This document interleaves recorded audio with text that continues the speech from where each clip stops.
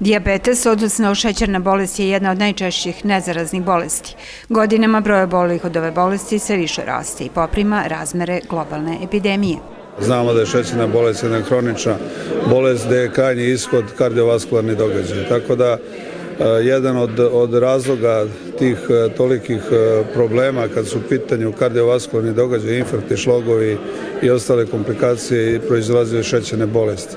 Kažem, bez obzira na sve, sav naš rad i trud i ove prezentacije, promocije zdravlja, edukacije, kad je u pitanju ishrane, kad je u pitanju dobra metabolička kontrola, ne daju rezultate u krajnjem ishodu jer svake godine registrujemo sve veći i veći broj obolelih od šećerne bolesti.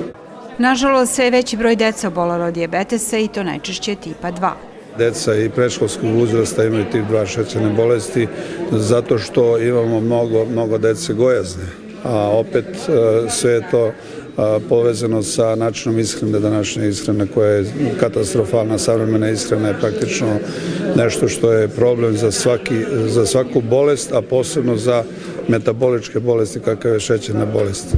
Ja ću nešto danas i pričati baš na tu temu, jer čujem da će biti dece ovde dosta, tako da sam i tako i koncipirao predavanje vezano za ishranu, da skrene pažnju na neke stvari koje su jako bitne, a to je prvenstveno ono što je najčešće i najbitnije na trpezi, to je hleb, i ono što je najčešće danas dostupno, to su koncentrovani ugljeni hidrati koji su dostupni na svakom koraku i ta brza hrana koja je praktično energetski nabijena, ali bez biološke vrednosti.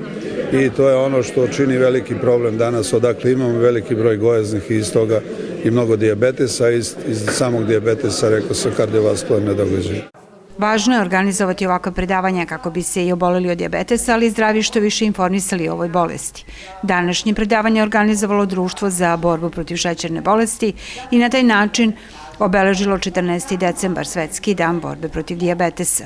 Ove aktivnosti udruženja jako često organizujemo, što mala predavanja u okviru radionica, što velika predavanja koja se dešavaju ovde u sali opštine, gde okupljamo veliki broj ljudi i na taj način želimo da svi oni nauče uvek nešto od struke koja im drži predavanje. To je velika stvar i jako bitno za sve naše građane, za našu državu, za društvo u celini, jer na taj način, držeći taj šećer pod kontrolom, mi smo dobri za svakoga. Ove godine imamo jedno posebno zadovoljstvo, odnosno sreću što pokušavamo da uključimo mlade osobe koje će podržati svaku našu aktivnost, bilo da su osobe sa šećernom bolešću, bilo da su potpuno zdrava deca koja misle na svoju budućnost, na svoje zdravlje i na ono šta sve se nosi kroz život.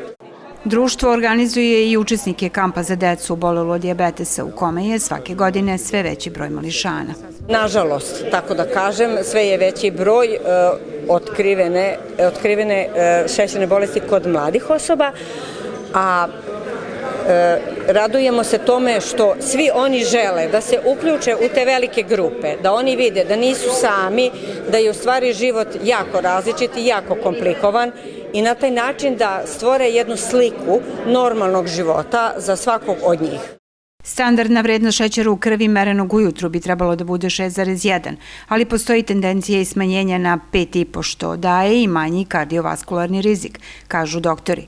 Prema proceni Instituta za javno zdravlje Srbije, od dijabetesa boluje približno 770.000 ljudi, odnosno 12% odraslog stanovništva.